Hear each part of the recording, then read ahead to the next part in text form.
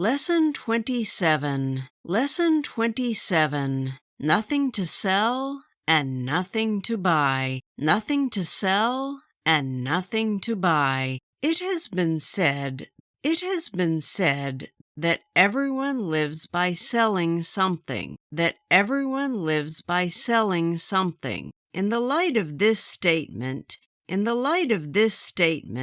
teachers live by selling knowledge. Teachers live by selling knowledge. Philosophers by selling wisdom.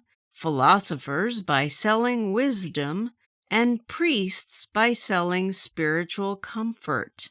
And priests by selling spiritual comfort. Though it may be possible to measure the value of material goods, in terms of money, it is extremely difficult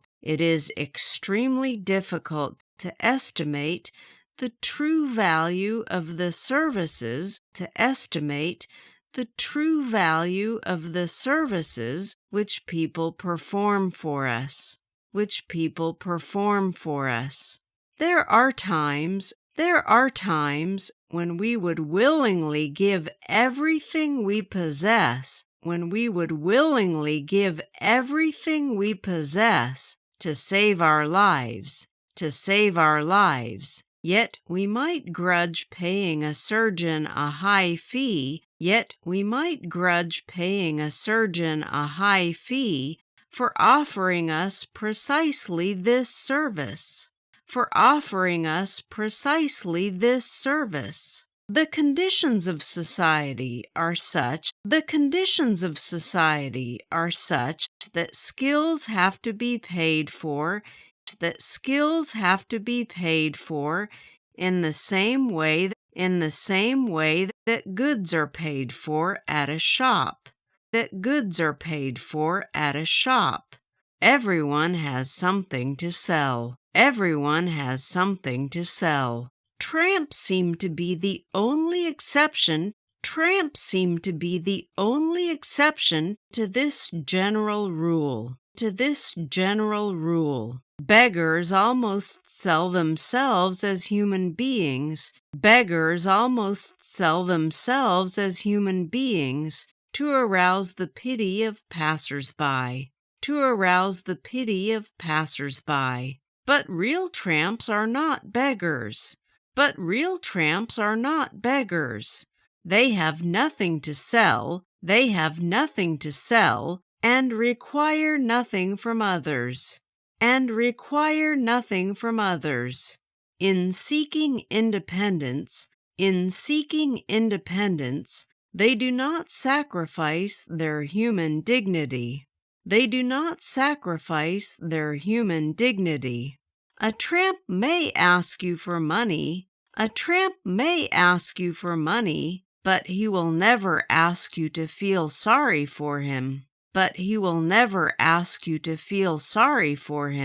He has deliberately chosen to lead the life he leads.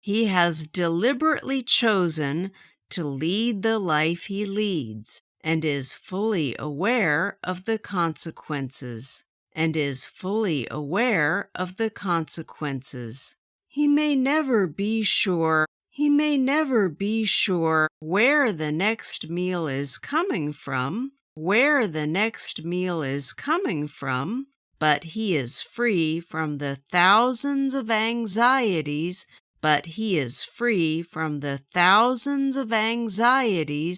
which afflict other people. His few material possessions make it possible for him to move from place to place with ease.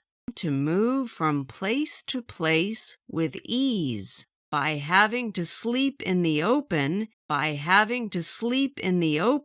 he gets far closer to the world of nature. Than most of us ever do. He may hunt, beg, or steal occasionally. He may hunt, beg, or steal occasionally to keep himself alive. To keep himself alive. He may even, in times of real need, he may even, in times of real need, do a little work. Do a little work. But he will never sacrifice his freedom. But he will never sacrifice his freedom. We often speak of tramps with contempt. We often speak of tramps with contempt and put them in the same class as beggars. And put them in the same class as beggars. But how many of us can honestly say that we have not felt a little envious,